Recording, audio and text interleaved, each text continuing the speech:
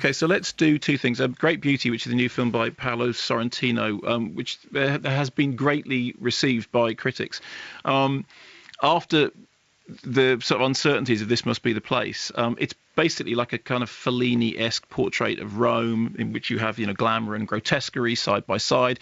Centres on this mid-60s roue played by Tony Servillo, who is a writer's blocked author who is coming to sort of revelations about his life. Film starts with this great big sort of splendid party and kind of pretty much continues in that way. And during the course of it, he wanders through various vignettes. I mean, one of the things about Sorrentino, he's a filmmaker who does individual vignettes very well. He has this kind of architectural eye, and his camera looks at buildings and bodies and Tony Servillo's face more than anything else.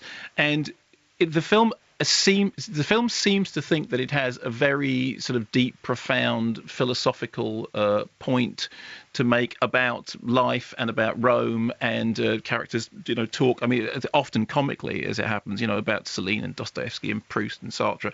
But actually, most of the time, all the sort of the really exciting stuff is happening with the visuals. I mean, he is a man who knows how to direct a set piece. The camera moves are absolutely beautiful. In the end, I have to say, I think the film added up to less than the sum of its parts. It was ravishing to look at, unrelentingly male in its gaze and somewhat chauvinistic in its politics. Servillo is an absolutely brilliant actor. I think Sorrentino has done better work in the past. I think, for example, Il Divo is a more disciplined and consequently better work. I have seen some critics who've been absolutely enraptured by it.